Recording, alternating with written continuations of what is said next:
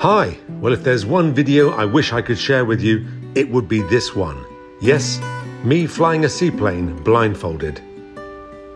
Is this humanly possible? Well, I'm afraid you'll never know because that video is officially banned.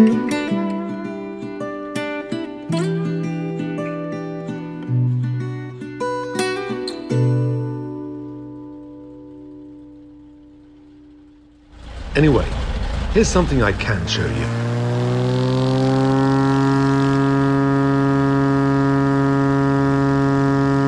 So, in this video we're back in Biscarrosse on the lake because we've got some incredible glassy water conditions.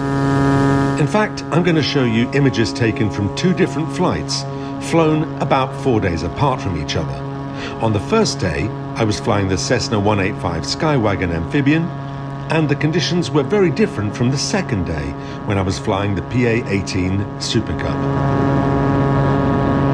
As you might be able to see, the sky was completely overcast, with the ceiling around about 6,000 feet. What made the light particularly unusual on this occasion was the fact that we had some Saharan sand, which had blown up from the south and was hanging around in the atmosphere. If you've watched some of my other videos about glassy water conditions, you'll know that it makes it very difficult, actually impossible, to really accurately calculate your height above the ground, or should I say above the water. So below 150 feet, you can't rely on your visual references at all. The technique involves blocking your attitude using the instrument panel and horizon as an indicator, setting and fixing your approach speed, having a descent rate of about 100 feet per minute, nothing more, and waiting for the aircraft to hopefully gently touch the water. I must admit, this first water landing did take me slightly by surprise.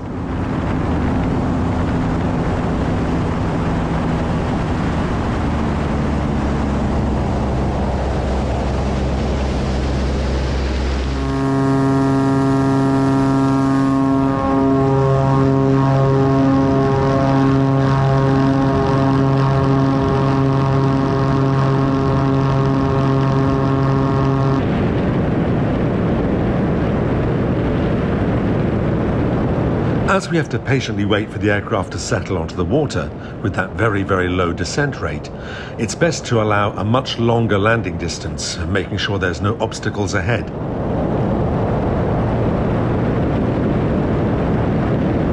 With the Skywagon, we only extend the second stage of flaps once we're established on final.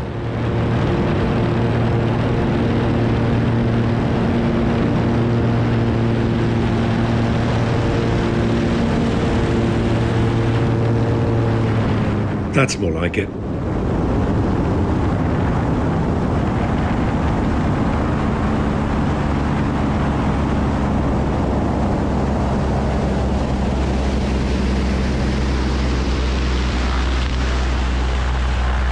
Taking off in glassy water conditions can take a little bit longer than in normal conditions because the water appears to be very sticky.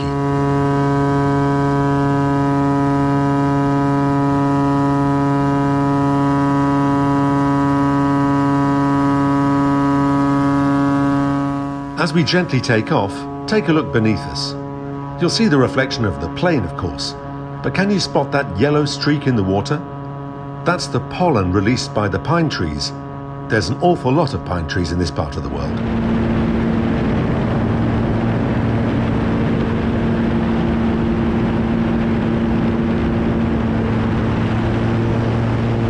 After one final smooth splashdown in the Skywagon, it was back to base.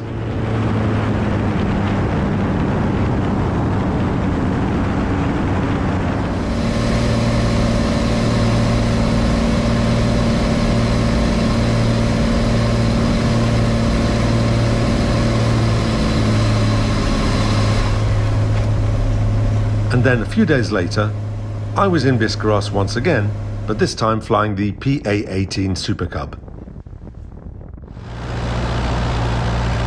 This time round we had more glassy water conditions, but a very different sky, without a single cloud.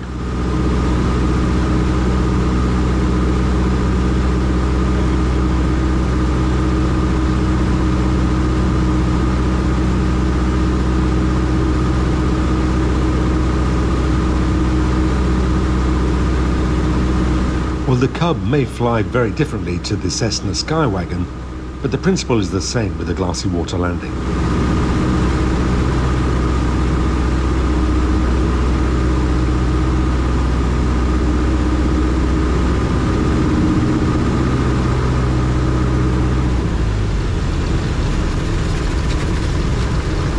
So there you have it. 2 different days, 2 different planes, but very similar conditions. Thanks for watching and see you next time.